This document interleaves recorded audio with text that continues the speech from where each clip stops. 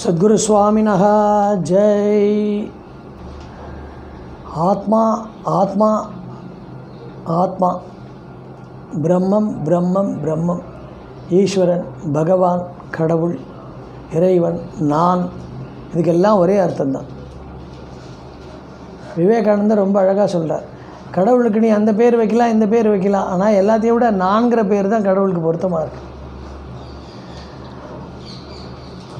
ஏன்னா நான்கிறது எல்லா ஜீவராசிகள்கிட்டையும் இருக்குது. எறும்புலேருந்து பிரம்மா வரைக்கும் நான் நான் நான் அப்படிங்கிற ஒரு உணர்வு இருக்கு இல்லையா, அந்த உணர்வு வேறு, ஈகோ வேறு, இந்த நான்கிற உணர்வு வேறு.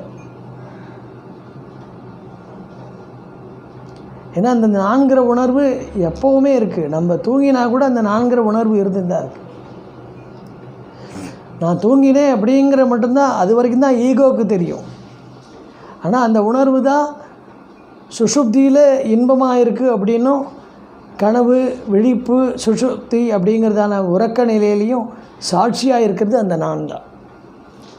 அந்த ஆத்மா அப்படி இருக்குது. இது உபனிஷத்து ரொம்ப அழகாக சொல்லும். அது கால் இல்லாமலேயே நடக்கும், கண் இல்லாமலேயே பார்க்கும்,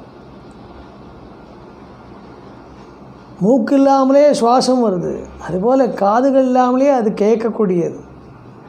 அதுக்கு இந்த இன்ஸ்ட்ருமெண்ட்ஸ்லாம் உபகரணங்கள்லாம் வேணுங்கிற அவசியம் இல்லை. ஆத்மா எப்பவும் இருந்து கொண்டே இருக்கிறது அப்படிங்கிறதுனால அதுக்கு இந்த இன்ஸ்ட்ருமெண்ட்ஸ் மூலம் தான் பார்க்கணும் அப்படிங்கிறது இல்லை. அப்போ அந்த ஆத்மாவை எப்படி தெரிஞ்சுக்கிறது அப்படின்னு ஒருத்தர் கேள்வி கேட்குறான் ஒரு சிஷ்யன். அதுக்கு குருவை சொல்கிறார், நீ எதன் மூலமாக எல்லாத்தையும் பார்க்குறியோ, நீ எதன் மூலமாக எல்லாத்தையும் கேட்குறியோ, எந்த சக்தியினால் பேசுகிறியோ அது அதோடது தான் அப்படின்னு தெரிஞ்சுக்கோ, அது போகிறோம். நீ அதை தனியாக தெரிஞ்சிக்க முடியாது, அது அப்படி தெரிஞ்சிக்கக்கூடிய வஸ்து இல்லை அப்படின்னு சொல்கிறது. நம்ம உபனிஷத்தில் இருக்கிற இதெல்லாம் நம்மளுக்கு சமஸ்கிருதம் தெரியாட்டினாலும் தமிழில் தெரிஞ்சாலும் அதெல்லாம் படித்தா நம்ம சைக்காட்டிஸ்ட்லாம் போகவே வேண்டாம். எல்லா விஷயமும் அதுலேயே இருக்குது. அதிலே படித்தா நம்மளுக்கு மனசு நன்னா தெளிவாகும். முதல்ல நம்ம இந்த உலகத்தை புரிஞ்சுக்கணுமா, கடவுளை புரிஞ்சுக்கணுமா, இல்லை வேதத்தை புரிஞ்சுக்கணுமா, எதை புரிஞ்சுக்கணும், அதெல்லாம் ஒன்றும் புரிஞ்சுக்க வேண்டாம். நம்மளை புரிஞ்சுக்கணும். முதல்ல நம்ம யார் அப்படின்னு புரிஞ்சுக்கணும்னு சொன்னாக்கா அதுக்கு உபனிஷத்தில் நிறையா வழி இருக்குது. உபனிஷத்து அப்படி சொல்லியிருக்கு. ஆகையினால இந்த ஆத்மா எப்படிப்பட்டது, அது என்னெல்லாம் செய்கிறது, அது எதுவும் செய்யலை. அதோட சாநித்தியத்தில் எல்லாமே இயங்கிறது. இப்போ சூரியன் எதுவும் பண்ணல, சூரிய வெளிச்சத்தில் தான் மழையிலேருந்து காற்றுலேருந்து எல்லாமே இங்கே நிலைக்கிறது அப்படின்னு பார்க்குறோம். அத்தனை ஸ்தாவரங்கள், அதாவது பிளான்ட்ஸ் எல்லாம் சகலமும் இங்கே இருக்கிறதுக்கு காரணம்னா சூரிய வெளிச்சம் தான். ஆனால் சூரியன் ஒன்றும் பண்ணல, அதோட அந்த ஹீட்டு அதுவே எல்லாத்தையும் பண்ணுறது இல்லையா. அதுபோல் அந்த ஆத்ம சைத்தன்யத்தினால எல்லாமே நடக்கிறதே தவிர ஆத்மா எதுவும் பண்ணலை. ஆத்மா தான் எந்த செயலும் பண்ணாமல் தான் இருக்குது அப்படின்னு சொல்கிறார். அதுதான் அடுத்தாவது ஸ்லோகத்தில் 23வது ஸ்லோகம். நைனம் சிந்தந்தி சஸ்திராணி நைனம் தகதி பாவகः நச்சைனம் க்லேதயந்த்யாபோ நசோஷயதி மாருதः. சஸ்திரம் சஸ்திரம் அப்படின்னு சொன்னால் ஆயுதம். சம்ஸ்கிருதத்தில் சஸ்திரம் சொன்னால் ஆயுதம், அஸ்திரம் சொன்னால் பானம். அஸ்திரம்னா பானம், சஸ்திரம்னா ஆயுதம். ஈட்டி கோடரி அது மாதிரிலாம் வச்சுருக்கோம் இல்லையா, இந்த யுத்தத்துக்காக கதை, இதுக்கெல்லாம் பேர் சஸ்திரம்னு பேர். அதில் அந்த ஆயுதத்தினால இந்த ஆத்மாவை அடிக்க முடியாது. இது என்ன விஷயம்னு சொன்னால், இப்போ அர்ஜுனன் கேட்ட கேள்விக்கெல்லாம் தான் பதில் இது.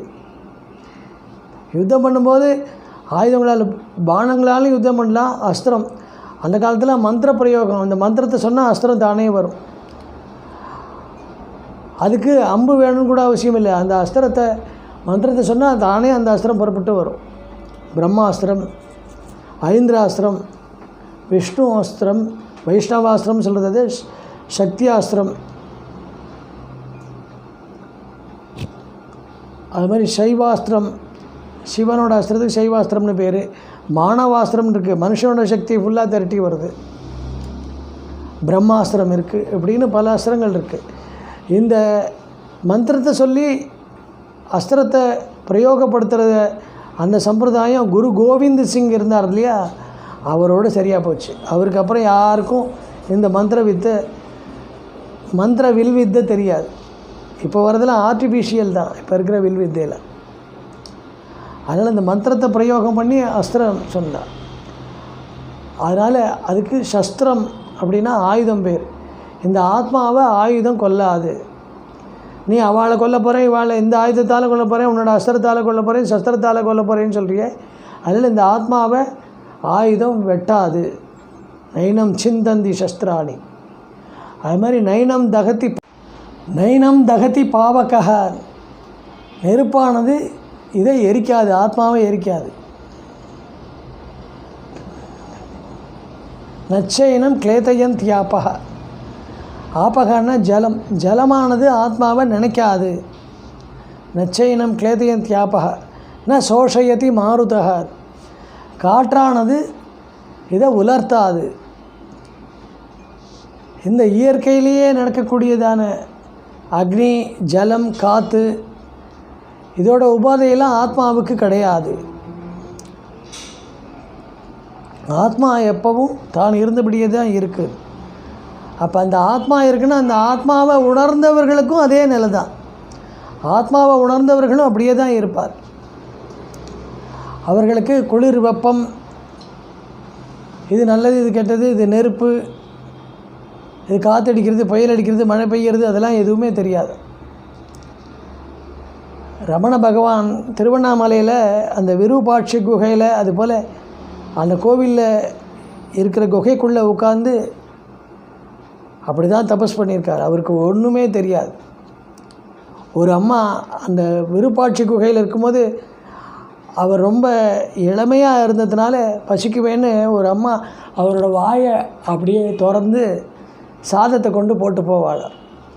அந்த அம்மா வாயை திறந்துட்டு சாதம் போட்டு போனால் அந்த அம்மா மறுநாள் வரும்போது திறந்தபடியே சாதம் அப்படியே இருக்குமா. அந்த மாதிரி ஒரு தியான சமாதி நிலையில் இருந்திருக்கார். அதாவது ஆத்மா அப்படி இருக்குன்னு சொன்னதில் அந்த ஆத்மாவை தெரிஞ்சுட்டு உணர்ந்துள்ளவர்களுக்கும் அதே நிலை தான், அந்த நிலையிலேயே இருக்கலாம். அப்படி ஒரு சமாதி நிலையில் இருக்கார். அதனால தான் அந்த ஆத்மாவை இந்த மாதிரி இயற்கை உபாதையெல்லாம் எதுவும் அது ஒன்றும் பண்ண முடியாது அப்படிங்கிற மாதிரி சொல்கிறேன். அப்போ இந்த ஆத்மாவை எதுவும் யாராலையும் எதுவும் பண்ண முடியாது அப்படிங்கிறதுனால இதோட வேறு என்ன பெருமை இருக்குது இதுக்கு அப்படிங்கிறதையும் சொல்கிறேன். இந்த ஆத்மா எப்படிப்பட்டது, இது எப்படி தெரிஞ்சுக்கிறதுனாக்க இது சாஸ்திரம் சொன்னபடி தான் தெரிஞ்சுக்க முடியும். இதை பிரத்யட்சமாக வேறு யாராலையும் ஒன்றும் எக்ஸ்பிளைன் பண்ண முடியாது.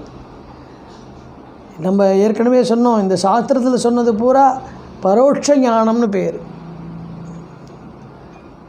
பரோட்ச ஞானம்னு சொன்னாக்க நம்ம இன்னொருத்தர்கிட்டேருந்து இரவல் வாங்கினா மாதிரி, நம்ம அப்படி இல்லாமல் நம்மளோட ஓன் எக்ஸ்பீரியன்ஸில் கொண்டு வரணும். அதுக்கு பேர் தான் சாஸ்திரம் சொல்கிறது அபரோட்ச ஞானம்னு பேர். அந்த அபரோட்ச ஞானம் வந்தால் அவளுக்கு எந்த விஷயத்துலையும் எதை பற்றியும் ஒரு சந்தேகமும் இருக்காது. யார்கிட்டையும் போய் எந்த சந்தேகமும் கேட்க மாட்டார். அவள் டாக்டர்கிட்ட போய் ஒன்றும் கன்சல்டேஷன் பண்ண மாட்டா. அது மாதிரி ஜோசியர்கிட்ட போய் அவள் ஒன்றும் தன்னோட ஃப்யூச்சரை பற்றியோ பரிகாரத்தை பற்றியோ கேட்க மாட்டா. வேறு யாராவது ஞானிகள் யாராவது இருந்தாலும் இந்த சந்தேகம் அந்த சந்தேகம் அப்படிலாம் கேட்கவே மாட்டார்.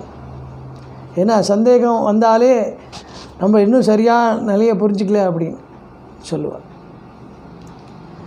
ஏன்னா காஞ்சி மகாபெரிவாள்கிட்ட ஒருத்தர் போனார். கீதையிலேருந்து ஒரே ஒரு சந்தேகம் தான்.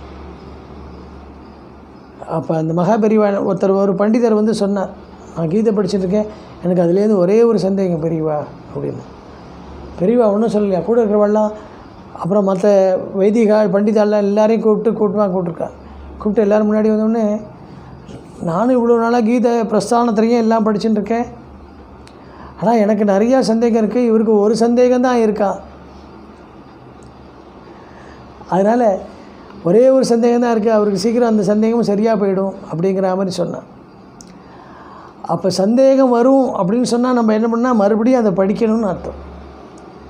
ஒரு விஷயத்தை நம்ம மறுபடியும் படிக்கும்போது தான் அது வேறு விதமாக நம்மளுக்கு அர்த்தம் புரிஞ்சு நம்மளுக்கு தெளிவு ஏற்படும் போது அதோடு ஸ்டாப் பண்ணிடும். அப்புறம் யார்கிட்டையும் அதை பற்றி நம்ம கேட்க மாட்டோம். அதனால் அந்த சந்தேகம் ஒழியணும். அதுக்கு என்ன பண்ணணும்னா இதை எப்படிப்பட்டது அப்படின்னு ஒரு டெஃபினேஷன் இருக்கு இல்லையா, அதை புரிஞ்சுக்கணும். அது சொல்கிறவர்கள் சொன்னால் தான் அதையும் புரிஞ்சிக்க முடியும். ஏன்னா அது அனுபவத்தில் இல்லாதவர்கள் சொன்னால் யாருக்கும் புரியாது. அனுபவத்தில் தான் அனுபவிக்காமல் இன்னொருத்தர்கிட்ட சொன்னால் அது பிரயோஜனமே இல்லை. தான் அந்த அனுபவத்தில் ஊறி போகாமல் இன்னொருத்தருக்கு சொல்கிறதுனால என்ன பிரயோஜனம்?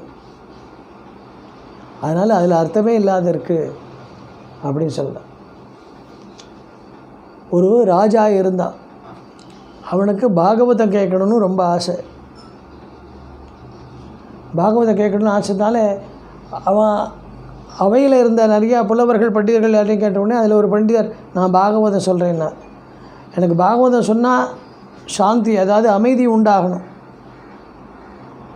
நான் அதுக்காக என்ன வேணாலும் கொடுக்குறேன் அப்படின்னு சொன்னான். சரின்ட்டு இவர் சொன்னார். அவனுக்கு மனசில் சந்துஷ்டியே ஏற்படலை, திருப்தியே ஏற்படலை.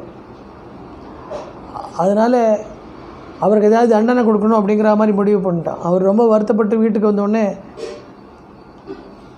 வீட்டில் இருக்கிற எல்லாருக்கிட்டேயும் சொல்கிறா அது மாதிரி.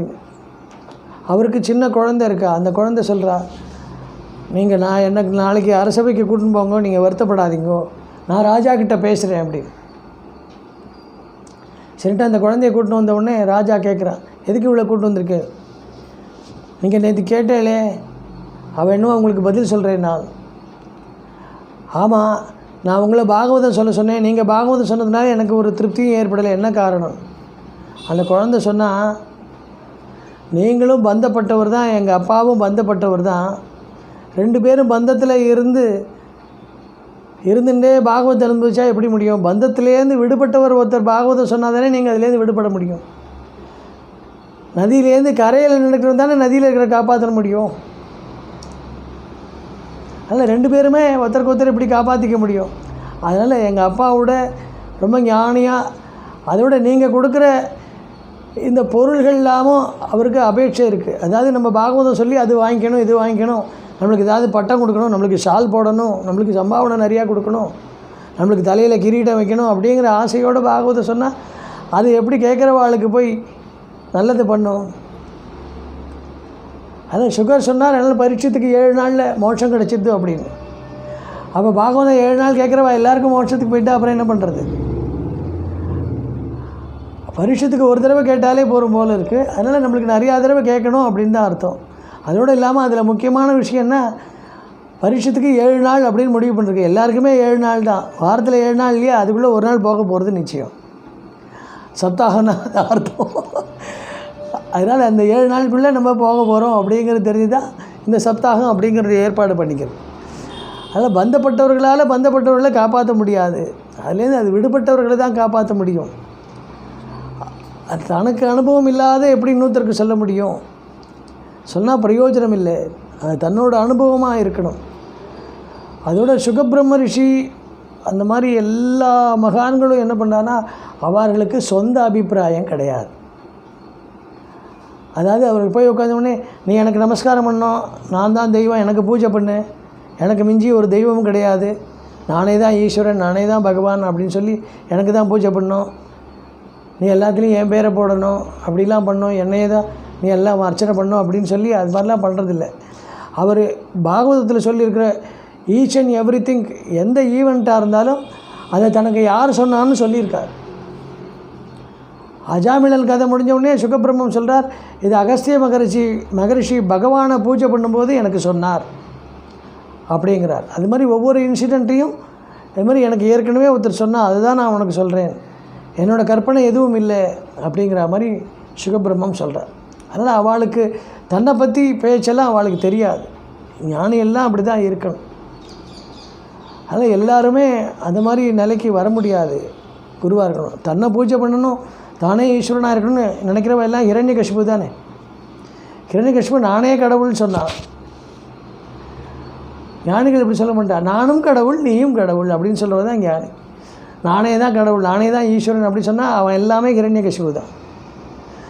ஹிரண்யகசிபுக்கும் அவளுக்கு வித்தியாசமே இல்லை. அந்த ஹிரண்யகசிபு ஒருத்தன் தான் இருந்தால் அதனால் நரசிம்மன் வந்தார். அது மாதிரி இப்போ நிறையா ஹிரண்யகசிபு இருக்கிறதுனால பகவானுக்கு என்ன அவதாரம் எடுக்கிறதுன்னு புரியல. அதனால தான் சொல்கிறார், அடுத்த ஸ்லோகத்திலேயே சொல்கிறார், அச்சேத்யோயம் அதாஹ்யோயம் அக்லேத்ய அசோஷ்ய ஏவச்ச நித்யக சர்வகதः ஸ்தானுஹு அச்சலோயம் சனாதனஹ. இப்போ ஏற்கனவே சொன்னோம் இல்லையா, நசோஷயதி மாருதக நச்சைனம் கிளேத்தயந்தியாபக, அதே தான் இந்த ஸ்லோகத்துலேயும் வருது. அச்சேத்யோயம் அதாஹ்யோயம், அதை வெட்ட முடியாது, அதை தகிக்க முடியாது. அதாஹ்யோயம், அதை உலர்த்த முடியாது, அதை நினைக்க முடியாது. ஆத்மாவை ஒரு விஷயத்தை திருப்பி திருப்பி சொன்னால் என்ன அர்த்தம்னா, பகவான் அதை ரிப்பீட் பண்ணுறார் அப்படிங்கிறதுக்காக இல்லை. ஒரு தடவைக்கு 2 தடவை சொன்னாதான் அதை ஏற்றுக்க முடியும். சில பேரோட புத்தி அது மாதிரி. அதான் ஸ்டூடெண்ட்டில் 3 வெரைட்டியாக இருப்பா. சில பேருக்கு கற்பூர புத்தி, சில பேருக்கு கரி புத்தி, சில பேருக்கு வாழைமட்டை புத்தி அப்படின்னு இருக்கும். தமிழில் இலக்கியங்கள்லாம் படிக்கும்போது வரும் அது மாதிரி. மாணவர்களுக்கு 3 பேர் அதை கேட்டகரியில் பிரிச்சுடுவா. கற்பூர புத்தினா வாத்தியார் ஒரு தடவை சொன்னோடனே அதை புரிஞ்சுக்கிறது, கிராஸ்பிங் பவர் ஜாஸ்தியாக இருக்கும் வாழ். கரி புத்தி அப்படி சொன்னாக்கா, கரியை பற்ற வைக்கணும் என்ன பண்ணணும், நெருப்பு போட்டு உஃபு உஃபு உஃபு உஃபுன்னு ஊதி விடணும். ஊதி விட அது அப்படியே நெருப்பு பிடிச்சிக்கும், அப்புறம் தகதன்னு எரியும். அந்த மாதிரி கேட்டகிரி. 3ஆவது கேட்டி வாழை மட்டையில் நெருப்பு போட்டால் அது என்றைக்கு போய் பிடிச்சி எரிய போகிறது.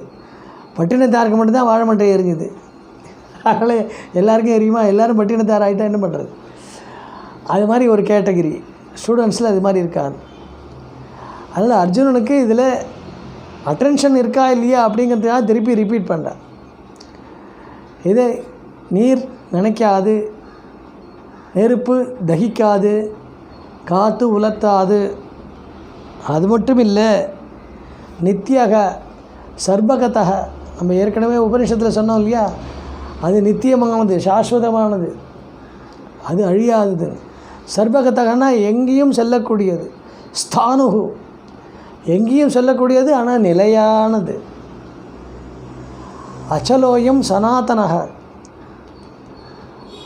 அச்சலோயம் அது சலிக்காதது. அதனால் யாரும் அதை டிஸ்டர்ப் பண்ண முடியாது, எங்கேயும் நகர்த்த முடியாது, அப்படிப்பட்டது அது. சனாதனக அப்படின்னாக்க என்றும் இருப்பது, அது இருந்து கொண்டே இருக்கிறது. ஒரு காலத்தில் இருந்தது, இப்போ இருக்குது, நாளைக்கு இல்லை அப்படிலாம் இல்லை, அது எப்பவும் இருந்துகிட்டே தான் இருக்குது. முக்காலத்திலும் உண்மை அப்படின்னு சொன்னாங்க. அது ஒண்டி தான் சத்தியம். அதனால் அந்த ஆத்மாவை இப்படிலாம் தெரிஞ்சிக்க வேண்டியது அவசியம். இந்த 2 ஸ்லோகத்தினாலையும் ஆத்மாவோட டெஃபினிஷன், ஆத்மா என்ன, ஆத்மாவோட நிலை என்ன, ஆத்மாவோட லட்சணம் என்ன, ஆத்மாவை எப்படி தெரிஞ்சிக்க முடியும் அப்படிங்கிற விஷயத்தை தெளிவாக சொல்லிவிட்டார். நம்ம அடுத்த ஸ்லோகத்தை தொடர்ந்து பார்க்கலாம். சத்குரு சுவாமினஹ ஜெய்.